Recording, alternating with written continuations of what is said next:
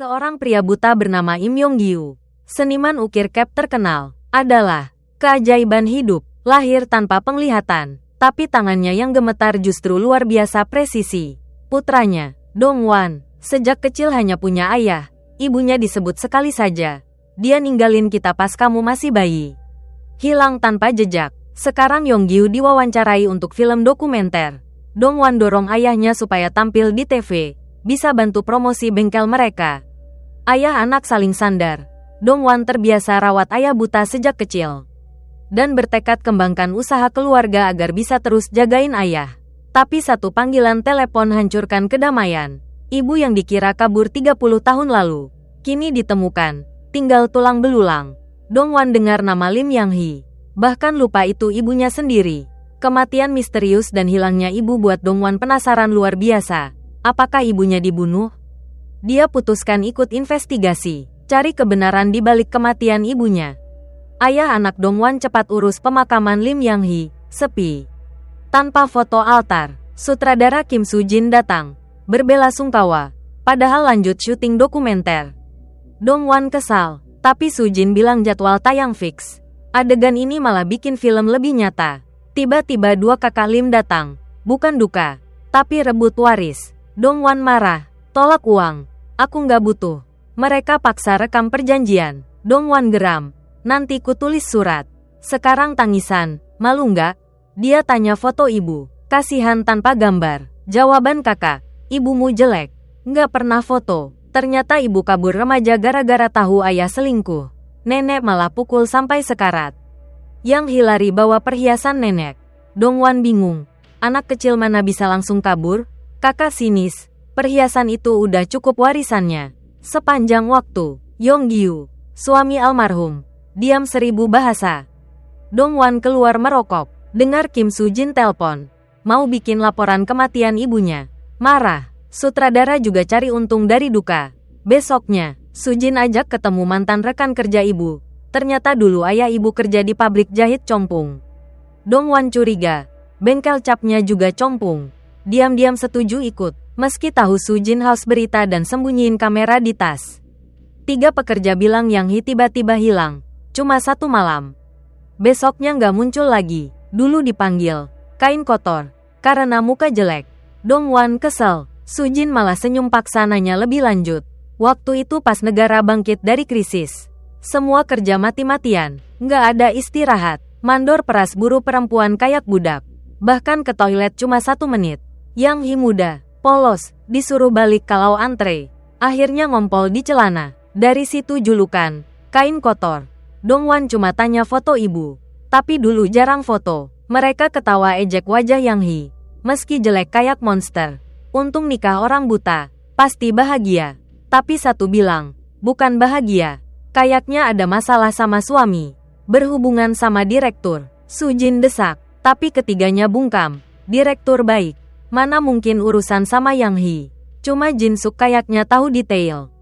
Kim Soo-jin pakai koneksi atasan. Cepat temukan Jin-suk dan direktur pabrik. Kirim alamat ke Dongwon. Janjian di rumah Jin-suk. Jin-suk cerita, dulu Yang-hee lebih tua 3-4 tahun. Jadi pembantu dia. Yang-hee kerja mati-matian. Meski diperlakukan buruk, nggak pernah ngeluh. Cuma diam kerja. Suatu hari abis shift, Yang-hee lihat Jin-suk nangis sendirian. Dipeluk, Jin-suk curhat.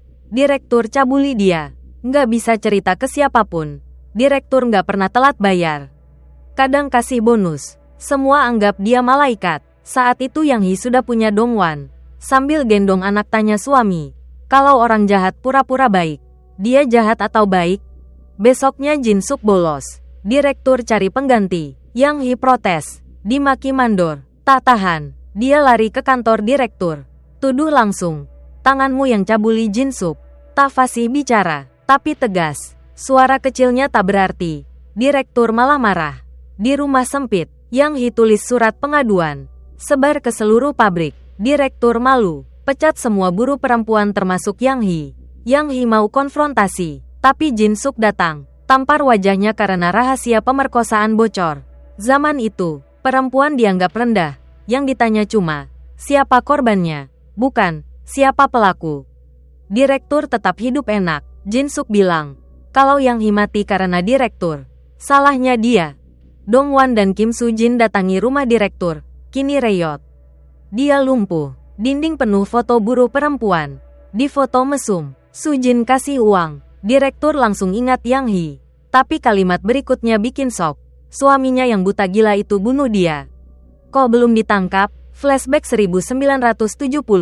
Direktur pesta minum di pabrik. Panggil Yonggyu demo ukir cap. Orang buta bertangan ajaib jadi tontonan kayak monyet sirkus. Direktur puji. Cap buatan dia bawa hoki. Kayak jimat. Yonggyu senang. Pertama kali diakui. Diajak minum bir dingin. Mabuk. Direktur bilang Yang Hee kurang ajar. Bikin kesel. Yonggyu rendah diri tapi haus pengakuan. Langsung sujud. Bersumpah akan tegur istri agar tak ulangi. Yonggyu pulang marah besar. Istri malah rusak hubungan yang baru dirintis. Malam itu, direktur kirim preman blokir jalan. Hajar Yang Hee brutal. Dia lari ke direktur. Cekik leher. Direktur panggil preman lagi ke rumah. Sampai sana, mereka lihat Yonggyu gendong mayat istri. Ikuti diam-diam. Lihat dia buang ke jurang. Preman takut ketahuan. Kubur dalam-dalam. Direktur selesai cerita. Tertawa. Si buta harus berterima kasih pada kita. Dongwon gak tahan. Mau pukul. Soo-jin tahan. Dia rebut kamera tersembunyi dari tasnya. Lalu pergi. Dongwon pulang. Langsung hadapi ayahnya Yonggyu. Ayah bunuh ibu. Ya. Yonggyu diam. Duduk. Lalu mengaku. Dia lahir buta. Seumur hidup dipukul. Diejek. Tak tahu wajah pelaku.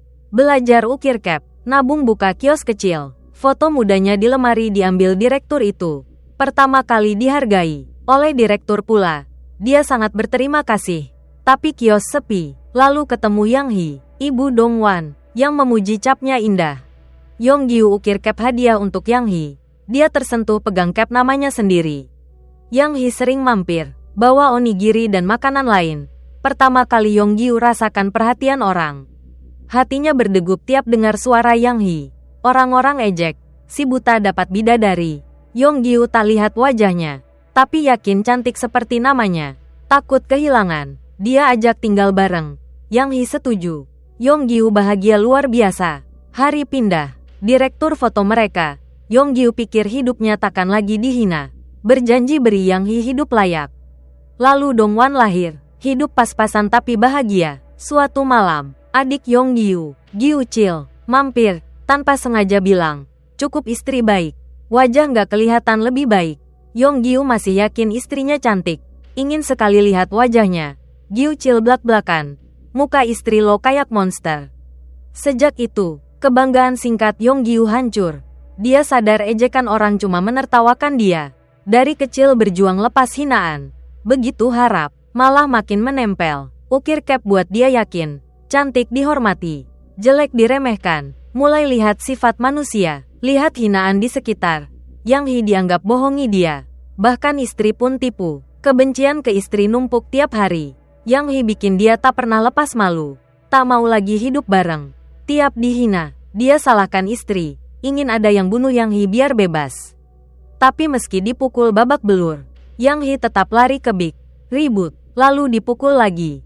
Yonggyu marah Yang Hee ke direktur lagi. Bikin dia malu. Teriak sampai anak nangis.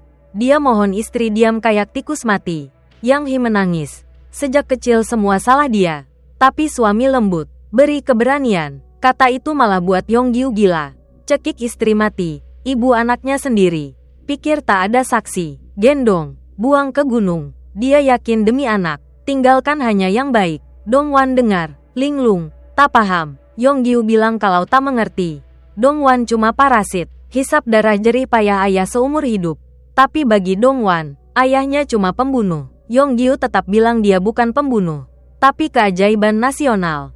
Besoknya Dongwon bawa rekaman pengakuan ke Kim Soo-jin. Dia kaget. Itu ayah yang dulu dihormati. Dongwon bilang sudah potong bagian tak perlu. Sisanya minta diselesaikan untuk dokumenter. Soo-jin tersenyum. Kamu mirip banget sama ayahmu. Hari ini malah lebih mirip. Ternyata kemarin dia ngobrol lagi sama direktur. Dulu foto semua buruh. Dia kasih foto Yang Hee ke Dongwon. Dia buka, langsung menangis. Wanita malang itu menderita hanya karena tak cantik. Penampilan dinilai lebih dari kebaikan hati.